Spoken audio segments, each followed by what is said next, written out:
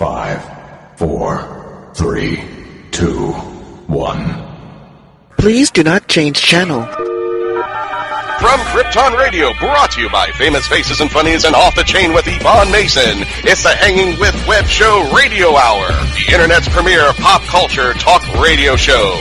You're tuned in, you're logged on, and now your hosts, GW Pomichter and Christian Basel. Who are you hanging with? Hello, World Wide Web and everybody on Krypton Radio. I'm GW Pomichter, and you're listening to the Hanging with Web Show's Radio Hour, and I'm joined today with co-host Christian Basel. Howdy, everybody. And I love the guy who introduces us every show, every episode. He sounds pretty cool. He does sound really cool. Give him a raise. He does. Yes, we're going to double his pay. Okay. That math is so easy. Wow. Put it all in one place. Wow, thank you guys. This is, I think, week 27 of the Hanging with Web Show's Radio Hour. Thank you, everybody out there on Krypton Radio, iHeartRadio, iTunes, for making the show a success. We broke, last week, we broke the top 10 in the iTunes store, guys. We did. In General Entertainment Podcast, we broke the top 10 in the iTunes store. I'm being selfish. I'm hoping one day we broke the iTunes store. Yes, that would be nice. And I mean, we're doing great. We've had a great week on the Hanging with Web Show for our daily interview webisodes. They drop every morning between 9 and 10 a.m. So if you get a chance on hangingwithshow.com or on YouTube, check out the Hanging with Web Show's daily interview episodes Monday through Friday between 9 a.m. and 10 a.m. Wow. We just got, if I sound a little wired, everybody, or breathless, we just got done with a live webcast of our Hanging with Web Show's Indie Music Spotlight, where we get a chance to feature our indie musicians for an hour. Not just their interviews, but their music. So that was a good hour. And we had a lot of fun. I'm a little out of breath. Christian, how you doing over there, man? I'm wired up, too. We had a great time doing it. I hope you hear us every 6 p.m. Eastern Standard Time. Every Wednesday, we do our indie spotlight on upcoming music artists, and just really had a wonderful time. We always premiere also The Kitchen Killers, Aliens of Rock, and a plethora of very talented people. Yeah. We just play them. And we sit here, and you guys don't hear what's going on in the background, but we usually talk between the music, and we're just like, we're geeking out and rocking out. It is. So. And, that takes us to our topic tonight. We're going to talk a little bit later on. Christian will tell you more about it, but we're going to talk about fandom.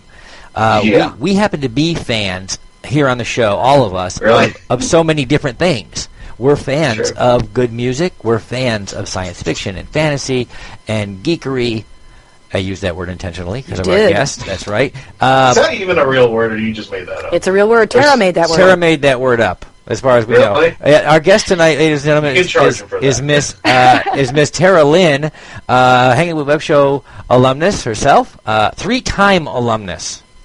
We've had Tara on the show 3 times. I love when she sits in the chair. I know, it's so much fun. This last time she brought over Brian Idolin, and we got to talk a little bit about parody making, which is fun. And they were cosplaying Jurassic Park. That's right. They were doing a great job. I know. I was scared.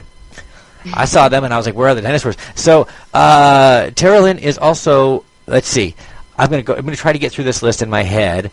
It is the founder and creator of the Geekiary. Not founder. Not founder. Creator. Okay. Yeah, I am a co-administrator, but our founder creator is a wonderful person named Stephanie. We call her Angel. Stephanie Angel. All right. I did join the website maybe 4 or 5 months after its inception, way back in 2013. Yeah. So I've been there for a long time. Yeah, you have. I know you've been there since very early on. Also, a Geek Saga, which you guys can check out some on YouTube, and she talks about all kinds of cool geek stuff. Also, the organizer, an organizer of Ice and Fire Con, which is a Game of Thrones convention, which is happening in Ohio. Dun dun dun dun dun dun dun dun. Yes, because Ohio is a lot like Westeros in that it's Ohio.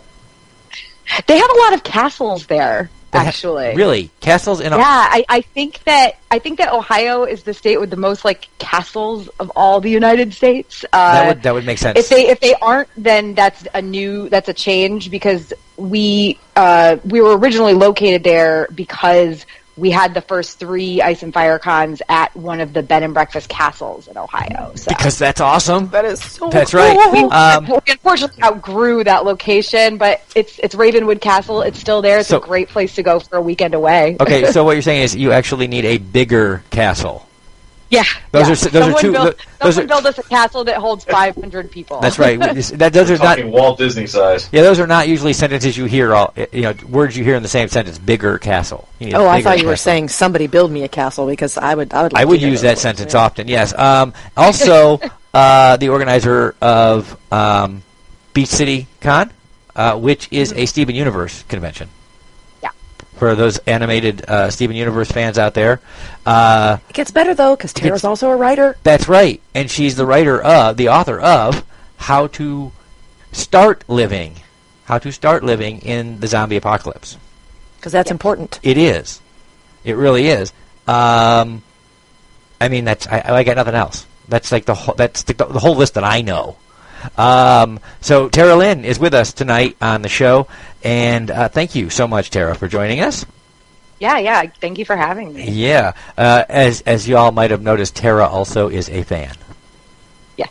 Yes. Of many things. Before we jump into our topic, hopefully though, one of them is us.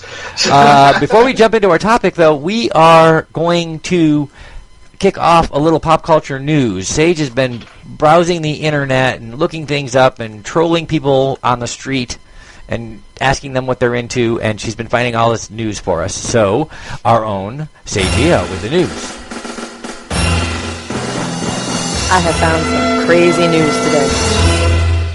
You just like having your own little intro music. I very much do. That's it. She Do you know that Winona Ryder did an interview recently on the EW because she is promoting a new movie called Destination Wedding, and she is starring in it with Keanu Reeves. Right? And they hadn't starred in a picture together since Dracula. I was about to say. Yeah, but Francis Ford Coppola, he hired an actual Romanian Catholic priest to perform their wedding ceremony in the movie Dracula, complete with all of the I-do's. And so she said, you know what, I think somewhere me and Keanu Reeves are actually married. And neither of them can actually disprove it. In Romania. So isn't that interesting? She's like, I think we might actually be married. That's funny. It is kind of funny. That's right. It's a great promo for the new show. It is. It's a great promo for the new show. That'll be premiering August 31st in I theaters. just love that all of the actresses and actors that we grew up with are out there doing their thing still, and new stuff, and I think it's fantastic because I'm a Winona Ryder fan from when we were kids. Oh, from Heathers. The Heathers Day, yeah. You get to blow up a school on screen. It's good. It's a good day. I was a high school kid when that came out, so yes. Now you got me really thinking that maybe that these productions have hired like real priests or people to marry people, and they probably accidentally married them. Look, I'm just saying. Look, if I was going to film anything, especially, think of the time they're in, especially on the set of Dracula, I'd bring in a real priest. Well, that's true. That's good. I just want a little extra coverage there. Yes. Well, I don't know if they have real because priests. Gary Oldman brought it when it came to being a Dracula. Well, that's true. He did. So, he was. Speaking of places that need priests, and I don't know if they have a real priest on the show, but Lucifer.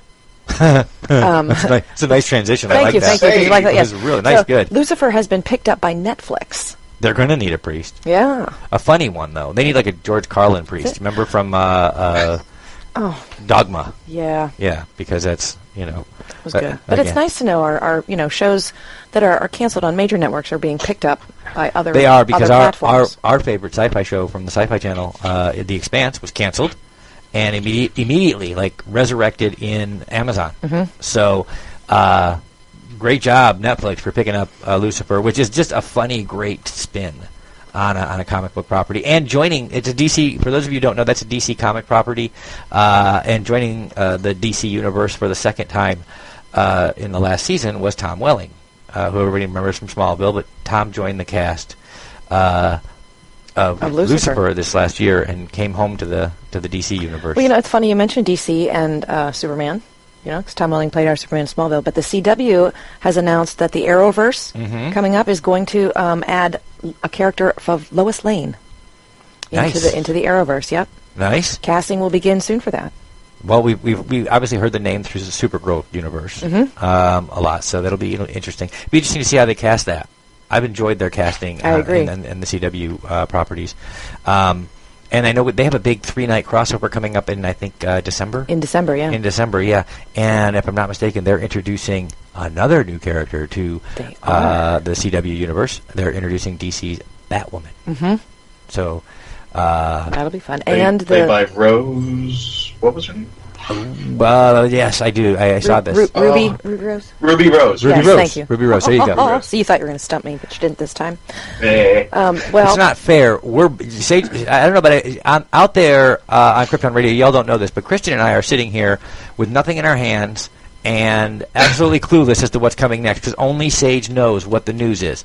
But she's got notes, so we can't stump her because she's got the notes. She's got the only notes. Well, on a side note, speaking of Batwoman and Ruby Rose, didn't she get some... I haven't followed up on this, but didn't she get some hate mail? There was some issues. A lot. I know everybody out in the fandom, out on Krypton Radio, and throughout listening to Hangin with Web Show will know that there's been a lot going on in social media with regard to some of the big pop culture actors and actresses who have come along since the geekdom has gone from being subculture to pop culture. The audience has grown and gotten bigger, and that means more people who love stuff, but it also means more people who have rotten things to say. And so there's been a lot going on in social media, particularly Twitter, where celebrities from big pop culture properties are either dropping off of Twitter or leaving because of some of the comments. What is it? One of the late night shows actually does the mean tweets segment. It's so pervasive on social media. Everybody reads their own mean tweets They read about their themselves. own mean tweets, but a lot of them are very hurtful, and a lot of celebrities have chosen to back away from their Twitter accounts because of that. I certainly hope that she finds new and great ways to interact with the fans because I don't know. I can't say. I'm certainly we are not celebrities here on the Hangin with Web show, so I don't know what it's like to have that level of people who say those things to you, but I also don't know what it's like to be on one of these super hot pop culture properties and to have the fan bases that you have. But I do know that the interaction of those fan bases has got to be one of the most rewarding parts of the job because fans, true fans, are... we can get a little crazy, but we also do love the people who join our community and do it well. A great example of that would be the Green Arrow, Stephen Amell, who does almost weekly Facebook Live webcasts where he just talks to his fans and tells them what's going on the set, what he can say versus what he can't say about the scripts, and also does a lot through social media to promote charity. So I certainly hope that she finds her footing in social media because the fandom is waiting for her, and I think she's going to find it very welcoming. It's not at all some of those people who out there who abuse it a little bit, which takes us to our topic tonight. I was just going to say that's a perfect lead-in. We talked about fans and fandom. Christian, what were you thinking the day that you pitched this topic? So tell us a little bit. Well, just to wrap up before getting into, I really just because of the social media, anybody has anything to say about everything, and they can go anywhere, and anybody will read it. And at some point, just like Jodie Whittaker with the Doctor, and I'm sorry, the girl who plays, I think it's Rose in the new Star Wars movies. I mean, it's just like, can we get them to do the job first, and then you can go out there and criticize them? I mean, if you don't like it, I go back to the old adage of what my mother said: if you have nothing nice to say, don't say anything. Get out.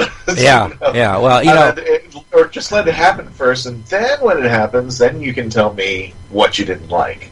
But give these people a chance. I mean, somebody sent me a link, and it said that Ruby Rose wasn't lesbian enough, and I'm like, what is lesbian enough for anybody? You're not. For every person that loves your work, for every person that loves what you do, for every person that loves your book or your movie or your music, there's a twice as loud person who doesn't even care, doesn't want to give you a chance. Mm-hmm. So, so tonight's topic is fandom, the fandom, and what it means to be a fan. What is it? What is a fan? What does it mean to be a fan? And what effect does the fan have? Do the fans have on popular culture as a whole? So let me ask this question, and this is to our guest. Are you a Doctor Who fan by any chance? I have no problem with Doctor Who. I've honestly just never really watched it. That's fine. I mean, before I get into it, I just want to see how steep you are into it before we get into the discussion. You're familiar with the 13 Doctors? Oh, yeah. No, I'm very familiar with it. I've seen one episode. It was suggested by a friend. It was the Weeping Angels episode, of course. Yeah. I didn't dislike it or anything. I just didn't feel like it was my thing. But fine. For years, I have said that if they have a female doctor, that is when I will start watching the show. So I'm now you're going in it. to start watching it with the new season. Now you got no excuse now. That's right. now you're in it. Well, here's the thing. One of our fans, I'm also on another podcast called Gallifrey Stands Podcast, the Doctor Who podcast in the UK. I share it with a friend named Dr. Squee. He's the UK rep, and I'm the US rep. But somebody, a fan of ours, wrote, who's a fan of both shows, wrote to me, and she goes, "Am I a fan?" I mean, that's how it came out. Am I a Doctor Who fan? And I probed her a little bit as far as more information. And so, what do you mean? She goes, "I only like one Doctor. Am I a fan?" And I had to sit there and think about it, because especially a show like Doctor Who, can you be a fan of one episode? Can you be a fan of one Doctor? Can you be a fan of classic or new? Mm-hmm. And still consider yourself a fan? And then I had to think about expanding this. I mean, I was exploding this package about what that word means and where is the line drawn. Absolutely. And yeah, and I continued on, and it was just like, okay, can you be a fan of the classic but not the new? Can you be a fan of one episode and say, I'm a fan? Yeah, and then, like, if you watch the Weeping Angels episode and you said you like this episode but you don't watch the other stuff, am I a fan? And I mean, that's where everything starts spiraling. I think it's a great question. I think it's a great question, especially today, because so much of what was considered nerd culture or geek culture has become popular culture. But not everybody loves everything. I mean, the things that we love, we love. The things that we don't, we don't. We have to take a little commercial break, and when we come back, let's talk about what is a fan. Or who is a fan? In my case, Doctor Who fan. Discarded by Michael J. Allen. In a world where magic is sold like designer coffee, unknown forces have corrupted it, and it's killing people. Now, an unlikely hero emerges. A homeless ex-con creating spells out of a trash can is the only one who can save the city. Michael J. Allen's Discarded. Available on Amazon.com.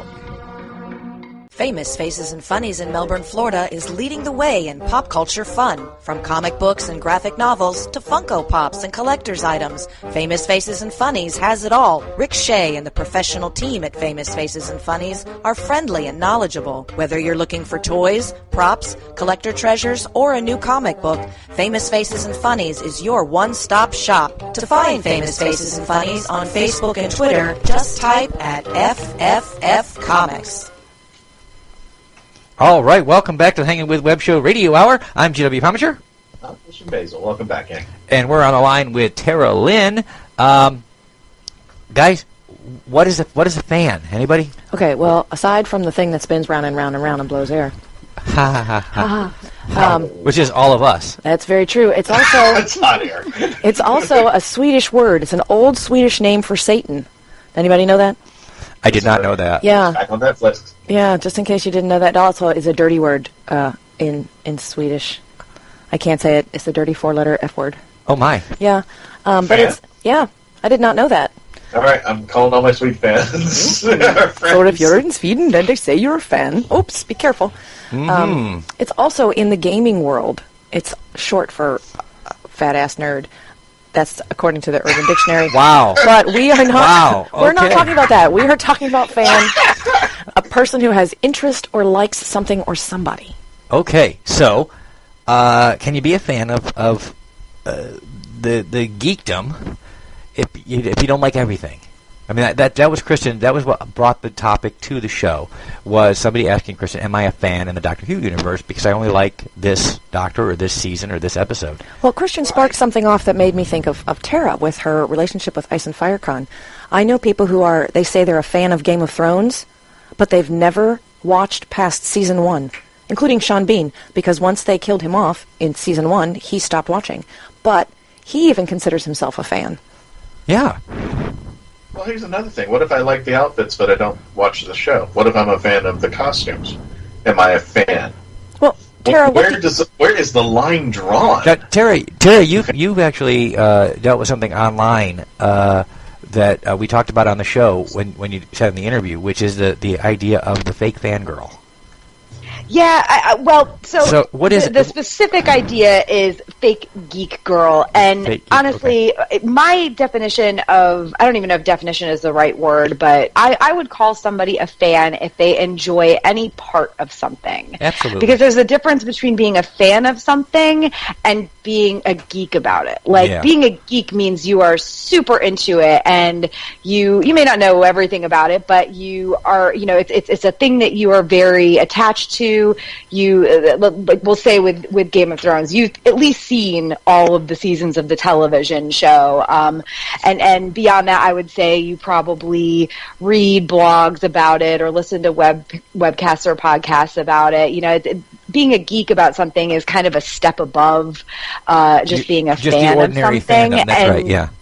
I don't mean to downplay being a fan of something, but I think that there should be, there probably needs to be like a difference there's kind of between the two. There's kind of a tier system there. We have So it's like karate. It's white belt, gold belt, green belt, red belt. Yeah, but again, I kind of agree with Tara. It's not about the import of the fan and how important they are, because every viewer, every reader, every comic book enthusiast, all of the fans are important as a member of the community. But as within any community, there's a tier system of how deep into something you get. If you're a Game of Thrones fan, maybe that's what you are, a Game of Thrones fan, meaning the HBO series, meaning you follow that show more so than you do the George Martin books or the comic series that have come out of it, the graphic novels, more so than you do maybe, as Tara said, when you really join the geekdom for something, you dive into things like those obscure YouTube videos that share the histories and lores of Westeros. Or you create a con. Well, Tara's a good question. Here's one that gets challenged a lot. I've watched all the Marvel movies, but never read one comic book. Am I a Marvel fan? Absolutely. Oh, yeah, absolutely. Yeah, absolutely a Marvel fan, absolutely a superhero fan. Are you necessarily the comic book geek?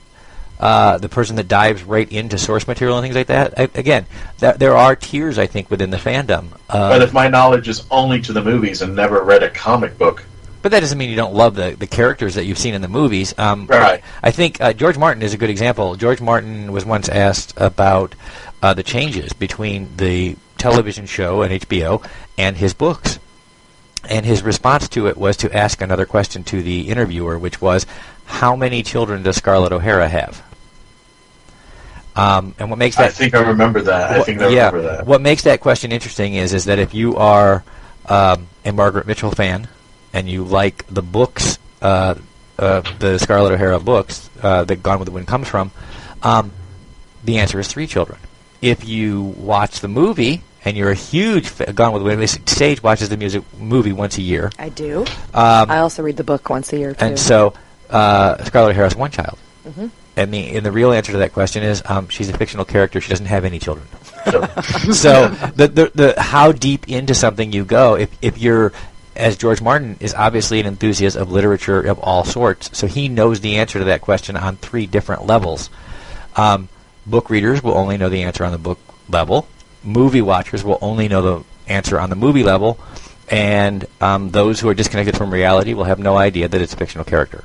It's just a weird tier because, and I think the best 2 examples are Doctor Who and Star Trek, which have had different variations, and people don't know, because if you've just seen the new series, you don't even know half of what's going on out there. Because, and my sweetness goes this, As far as the classic series, I'm very steeped. Not too much in the black and white series, but a lot of Pertwee, both Bakers, Davison, and Sylvester McCoy, and Paul McGann in his YouTube movie as well as the TV movie. Very knowledgeable about the new series. But then I mentioned, oh yeah, did you read any of the novels? And people go, what? They're novels? Yeah, when the show went off the air, they started doing novels. Have you listened to any of the Big Finish audios? Which now, go on record now, there is more audio books of Doctor Who than there is actual television show. You got to think this television show has been on for 50 some odd years. The audiobooks in its length, if you were to take them and put them side by side each other as far as the length of time of each audiobook, they actually go further than the actual TV series. That's a lot of audio. Well, and yeah, and that's a lot of stories that people don't even know. Well, and you look at that, and you pointed this out with the larger franchises in the Marvel universe. We have 10 years of films, but we also have 60 years of comic books from multiple writers, graphic novels. Many of the movies that we've just got done seeing are based on graphic novels or comic book arcs, or an amalgamation of the two. Similarly, the Star Wars universe is a good example where the once extended universe is now referred to by the geekdom as the, the legends. Those are the legends, the Star Wars legends. Meanwhile, anything that's canon is part of the new universe. I do think it's very interesting that you just said geekdom versus fandom. Because I think the fans are people who go to the movies, just like Tara said, people who go to the movies, people who enjoy that element of it, or people who may be starting out, the starter geek, who maybe got swept up in the Force Awakens and then started reading some of the comic series that came afterwards and some of the filler material in between, or watching animated series. A lot of our kids grew up watching Star Wars Rebels on TV, on through the animated series. That's true. Or the Clone Wars, or one of these. So they're kind of starter geeks. They had more material than we have if we just go to the movies. But at the same time, they're not steeped in the lore that is the kind of the old, from way back from 77 forward. And I think there's nothing wrong with that. I think a fan is a fan. Someone who really enjoys something should enjoy it and be passionate about it. And yeah, well, and then like Tara said, the people who are they geek out over their fandoms or their geekdom. Like Christian had mentioned, Doctor Who, and our friend Crystal Moore. She did Doctor Who Velocity, which was an unofficial fan film series. And Tara also, with Game of Thrones, and her and Brian Eidolon made their Westeros a musical to continue. And so you just dive in further and you want more than what you've actually gotten so far, and so you create your own. Do you think that would be another tier, Tara? Yeah, I mean, I hesitate to say that somebody who does more or knows more is a better or bigger fan, because that just feeds into the whole fake geek person myth. Not better, but just yeah, different. I mean, like there are definitely different tiers of it. Like, you really love a thing, so you watch it all or read it all, or you really love a thing, so you watch it all, read it all, and write fan fiction, or in Brian's case, parody musicals, or in my case, create conventions. It depends on who you are and what you enjoy outside of this thing that you love, and that is kind of what feeds, how you express your interest in it. So, Tara, do you think you agree with me that, let me close this side of things, that a fan should not be critical of another fan as far as what they feel about their fandom? Like I said, let's say I've watched everything of let's use Star Trek. I've seen all of Star Trek. I've seen all of Discovery. I've seen classic series, Voyager, Deep Space Nine, The Next Generation. I've seen all the movies, read all the books.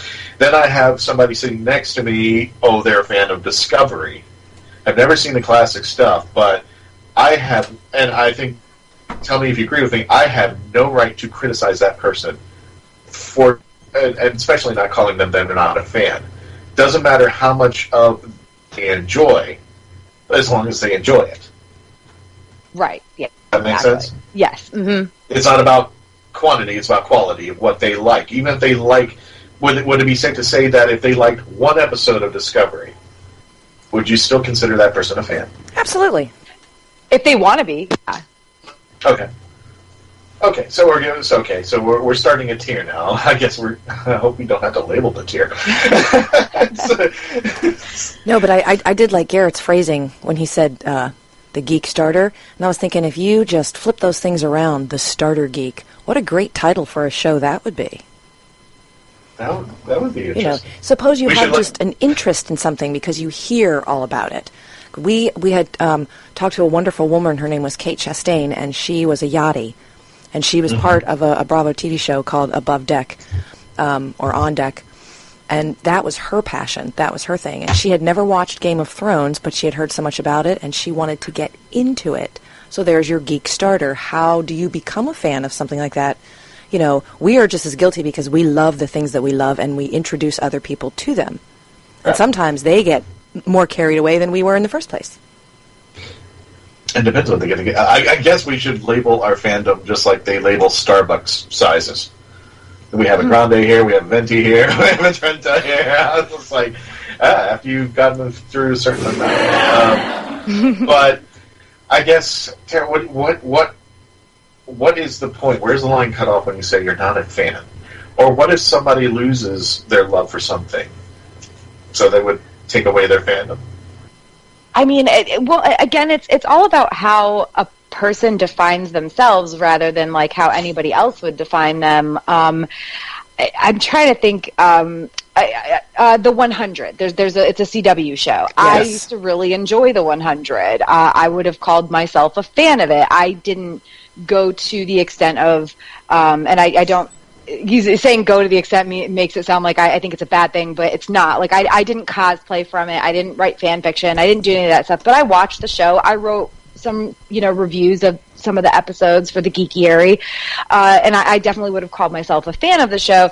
But I started watching. I didn't really love last season, and I started watching this season, and I got like 4 episodes in, and it wasn't keeping my interest. And I have a pretty hard 4-episode rule. If I am not at all invested in a show after 4 episodes, whether it's a brand new one or something I've been watching for a while, I almost always kind of walk away from it. And so I didn't finish the whole rest of the season, and I wouldn't call myself a fan of that anymore. I still think some of the earlier seasons were enjoyable, so other people might say, oh, well, you're still a fan of it if you still think the earlier seasons were enjoyable. But I don't think I am, because I'm not invested in it at all. Gotcha. Well, okay, so we can close the door on a couple things. One, we don't have to love everything that encompasses the fandom. Meaning, I can like the original series, but not Discovery. Oh, God, I'd still absolutely. call myself a Star Trek fan. Oh, absolutely. I think, especially with things that have so many multiple iterations. Even seasons, I think, as Tara pointed out, she doesn't necessarily think of herself as a 100 fan, but early seasons still stand out to her. So you're really, if you had to categorize, you're a fan of, season 1 or of the first 2 seasons or et cetera, but you're not a fan of the newer stuff. And as things evolve, and particularly now, I mean, I can remember years back, and this is way off of our normal sci-fi fantasy stuff, but I can remember years back when MASH held the record for the longest running primetime show. Yes. And it was actually longer than the Korean War itself. Yeah, it was. And but I remember people, who were big fans of varying time periods in the show's history. They loved as certain characters interacted in the early seasons, but not with newer characters in the later seasons. And so that fandom kind of broke up into eras of the show. Today, shows on average will run 5-6 years, and some will run. I think Stargate was, in the sci-fi community, was a record-breaking show, running, I think, at something like 11 seasons. Now Supernatural is on, season, I don't know, 11? I think it's like 14. Yeah, it's like season crazy. 117 or something like that. Yeah. Those guys will literally, well, if it's possible, I think Jared Eccles will stop being hot before the show's canceled.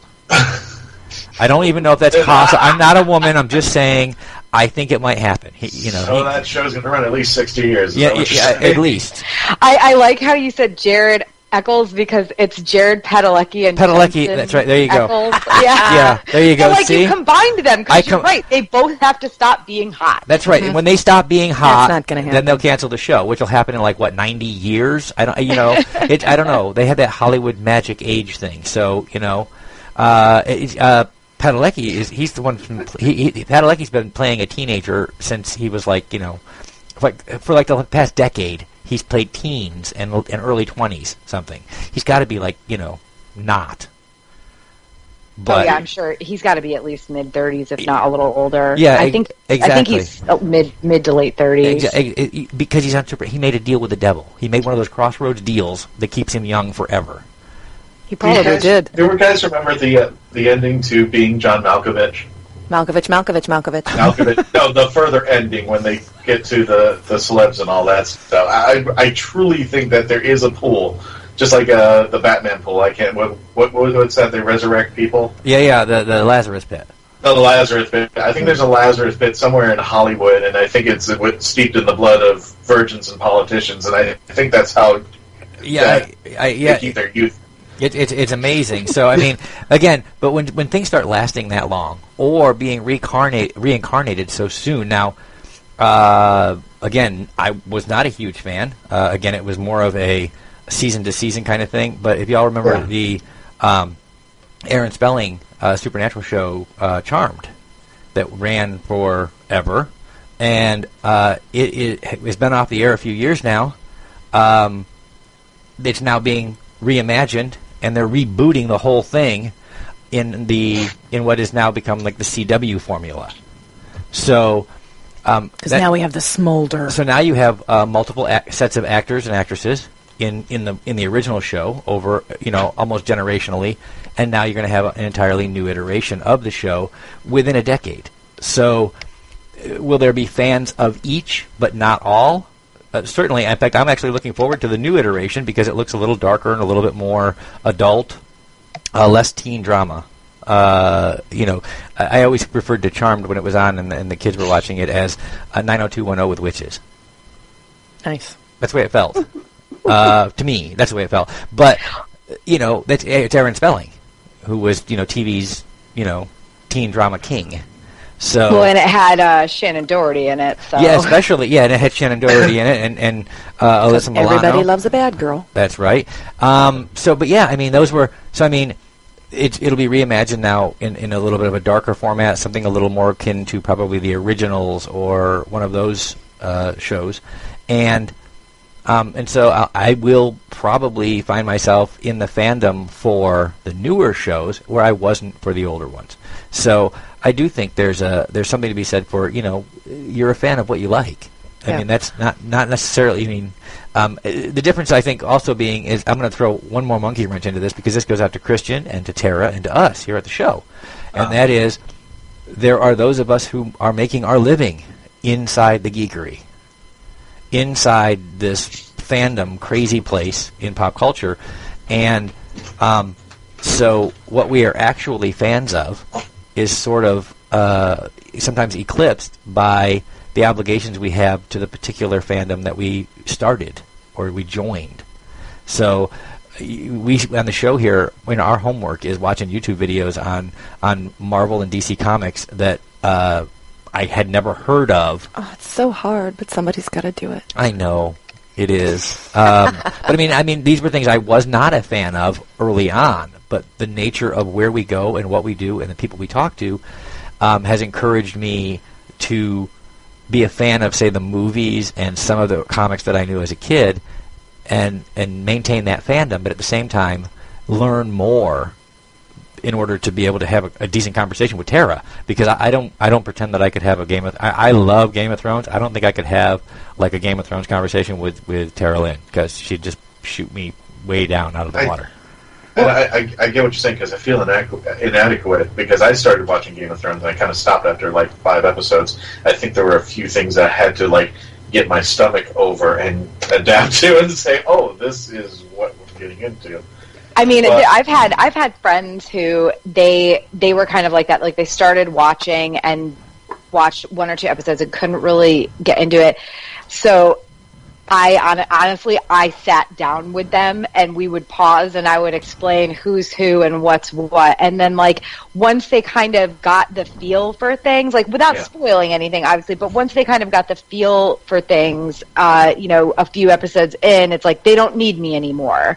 And you have to be careful with like searching for that stuff online. But if you have a friend who loves it, who's willing to rewatch it with you, like I think it's a good way to do it, and I personally really enjoy rewatching stuff with somebody who has never seen it before. Yes, that's always a lot of fun. It's also fun for us, and this has encouraged us. This has taken us from those tiers, from being fans of certain things to being all in, and that is the community itself.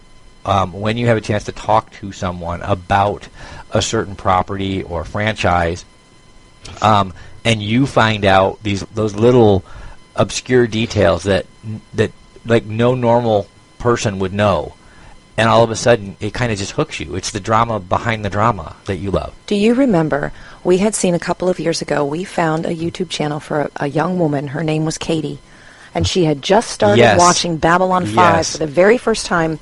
And she would watch each episode, and then she would record her thoughts and opinions about it afterward, and it was so much fun to watch watch it for the very first time and tell you all the things that she thought were going to happen because she had never seen it. And it was great amazing. Because it was 20 years after the show had been on, and it had been 15 years since it had been off the air. Yeah, because like Tara, somebody had told her she should watch it. Hey, this is a great show, you should watch it. But she didn't have anybody to sit down with her, and so she shared it with the whole wide. I did. I thought that was. I don't know how we found that. It was literally the YouTube channel was Katie Watches Babylon 5, and it was a college student, and she somebody told her she should watch this, and for 10 years they had bugged her watch this show, and finally she said, I got the DVD collection, I got season 1, and I'm going to sit down and watch it. And she would watch the 4 episodes on each CD, and then she would do a YouTube video and making her predictions for the future and who she thought was going to be gone, who's going to live, who's going to die.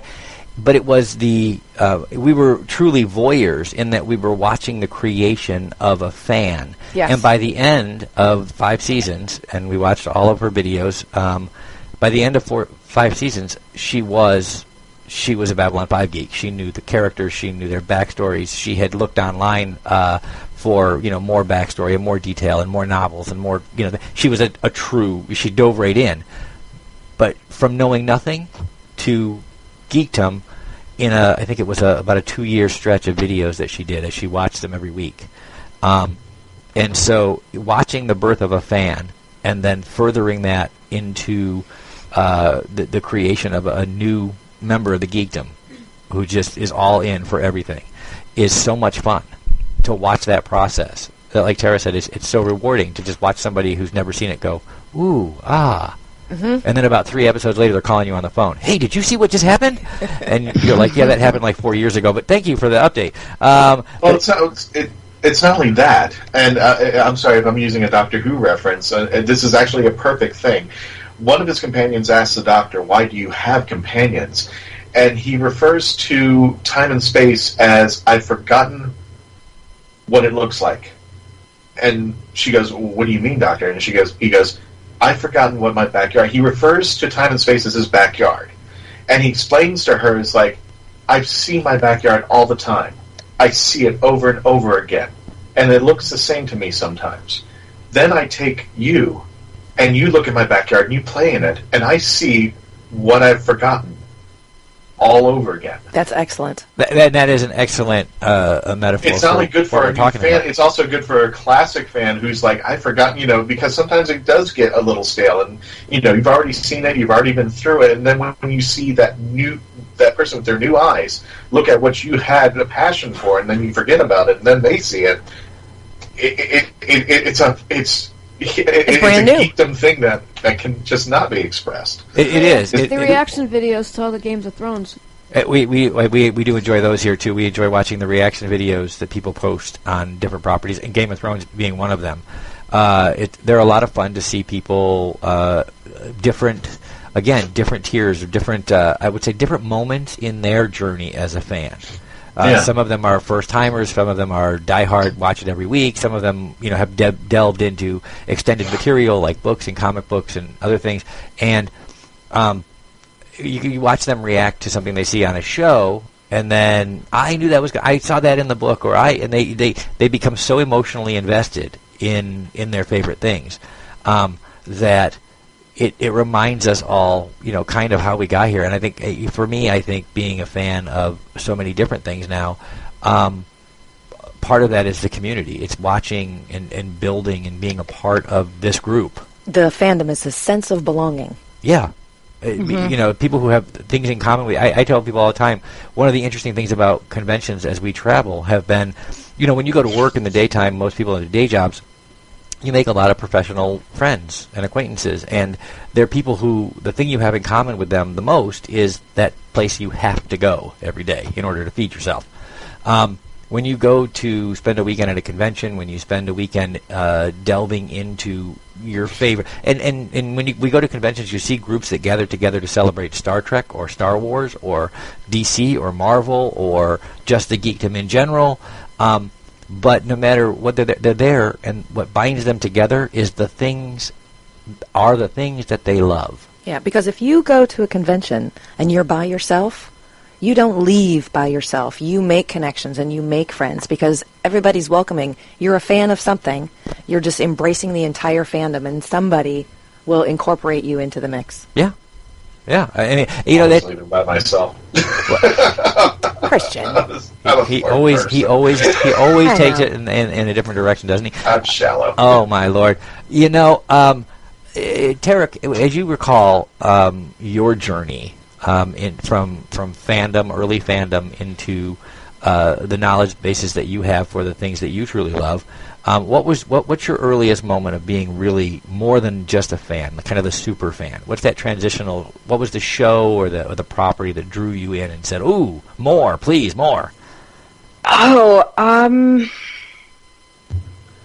gosh. Thrones. No. Well, I mean, like honestly, really early Star Wars. Because even before I grew up out in the country, honestly. I didn't have internet until after my junior year of high school. But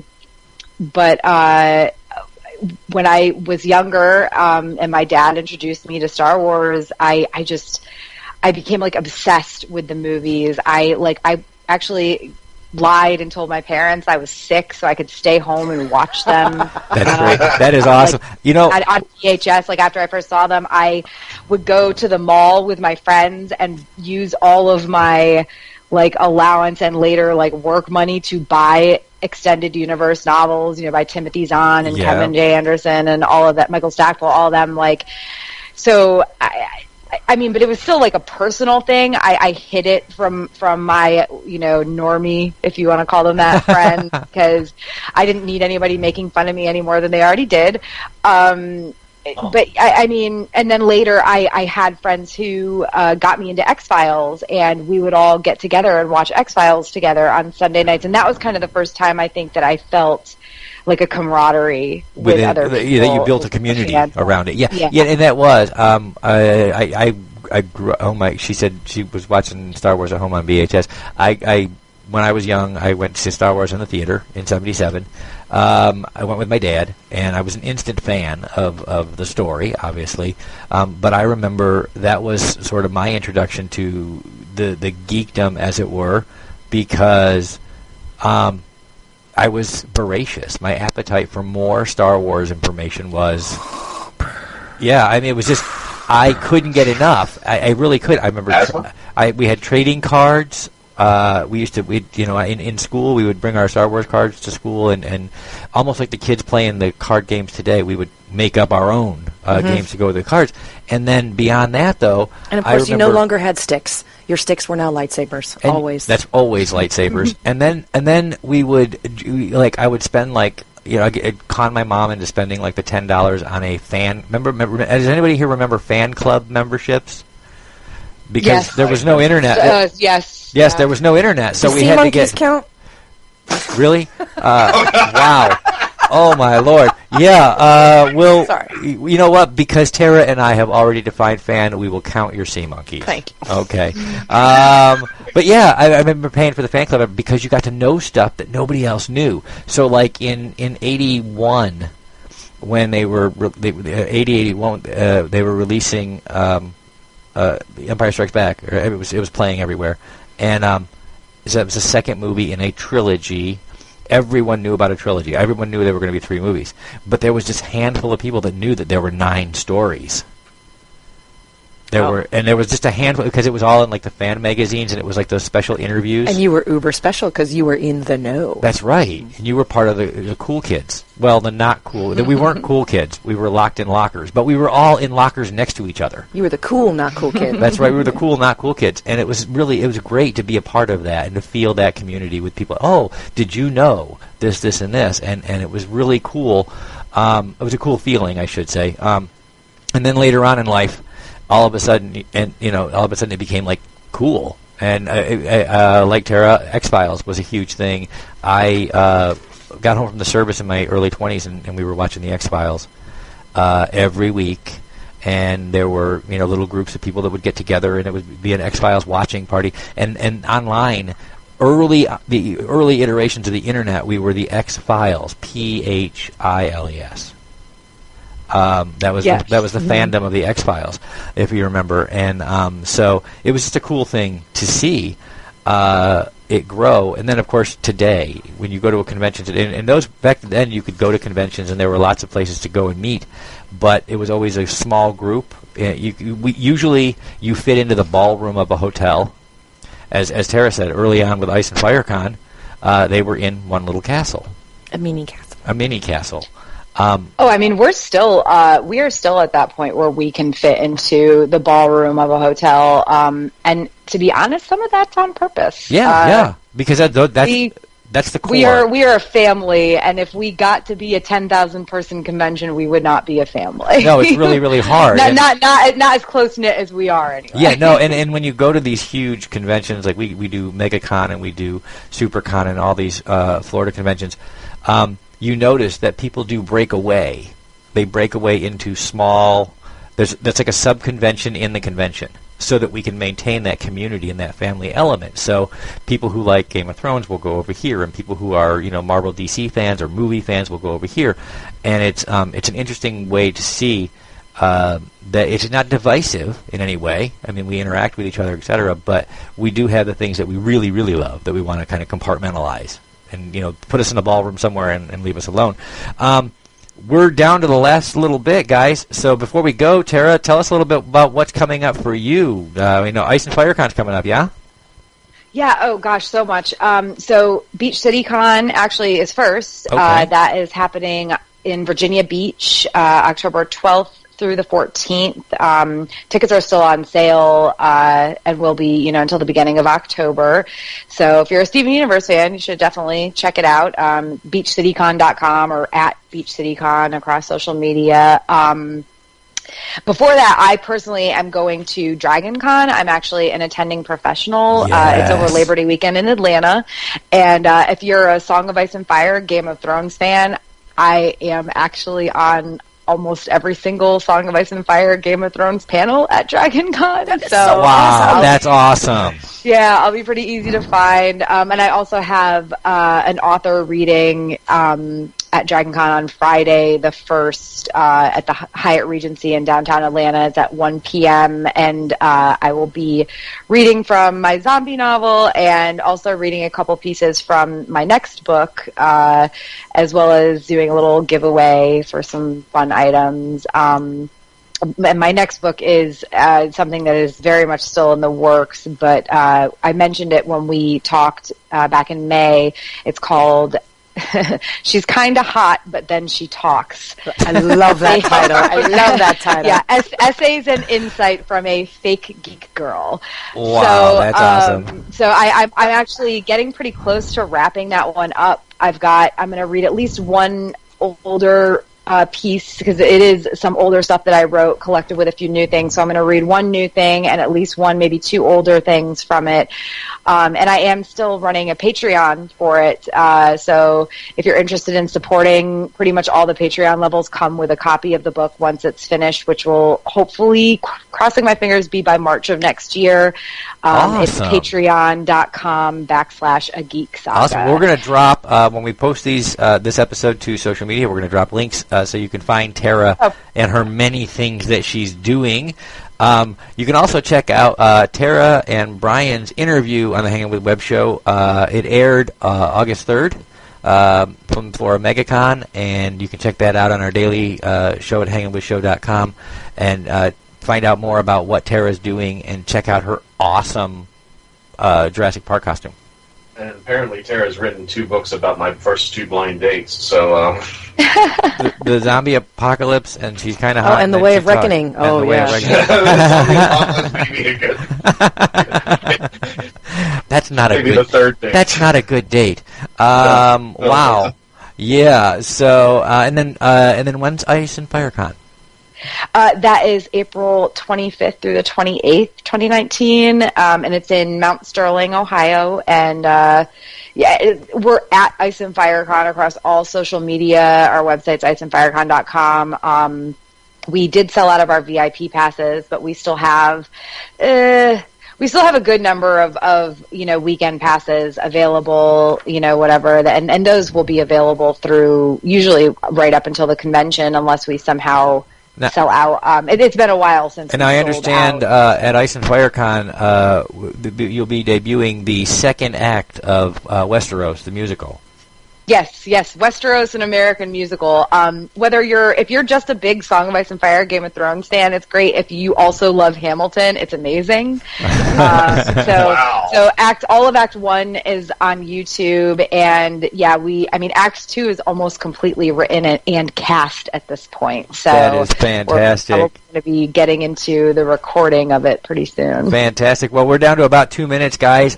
We want to remind everybody to check out the Hangin with Web Show's daily interview webisodes that drop every morning between 9 and 10 o'clock, Monday through Friday. You can check those out on our social media at Hangin with Web Show everywhere, and at hanginwithshow.com. We want to thank everybody at Krypton Radio and all of our friends and fans who have supported the show since the very beginning and have supported the radio hour since we got started. We did break the top 10 a couple weeks ago for entertainment podcasts, so we're really excited about that. And we also want to remind you to check out on Wednesday nights at 6 p.m. live on Spreaker. You can check out the Hangin with Web Show's Indie Music Spotlight, where we get a chance to feature some of the work of our indie musicians that we've had a chance to sit in the chair and interview. And we always have a lot of fun doing that. So coming up the road, we too will be joining Tara up at Dragon Con in Atlanta. Oh, yay! Yes, in Atlanta. Have fun. We are gonna try to link up with as many good and dear friends as we possibly can. However, we have been warned that Dragon Con is a madhouse. So where they tuck us away, we don't know. But we will definitely be reaching out to folks from Dragon Con. And then after that, we have Space Coast Comic-Con here on the Space Coast, and then we have a weekend in Orlando for Hero Hype, and then we have Tampa Bay MegaCon. Yes, we do. And so we have a busy fall coming up, too, on the Hangin with Web Show. Look for plenty of content from those. Should I tell folks about what's happening at Space Coast? You can, indeed. Yeah. Alrighty. Well, ladies and gentlemen, unfortunately, my traveling TARDIS has gotten lost in time and space, and is now residing somewhere at Space Coast Comic-Con, and I have no idea where he went. He got a little excited, wanted to get to the convention as early as possible, and then boom, disappeared somewhere around the Space Coast Convention Center. There'll be a scavenger hunt taking place to find my traveling TARDIS, because I really miss him when I want him. There you go. Back. So join the scavenger hunt. Come out to Space Coast Comic-Con and check that out. That is September 7th, 8th, and 9th. 7th, 8th, and 9th, and be there for that. In the meantime, guys, we're going to thank our partners and friends at Something Unique Magazine, Off the Chain Radio with author Yvonne Mason, Famous Faces and Funnies, Embellish FX in Orlando, Florida, Pound the Grape in Melbourne, Florida, Space Coast Comics and Space Coast Comic Con. Jake Estrada and David Grace. The man. That's right. And all of our featured authors and artists for supporting the show and keeping us going here. We'll be back next week, 7 p.m. on Krypton Radio next Thursday night. Until then, everybody, stay logged on, stay tuned in, and see who we're hanging with next.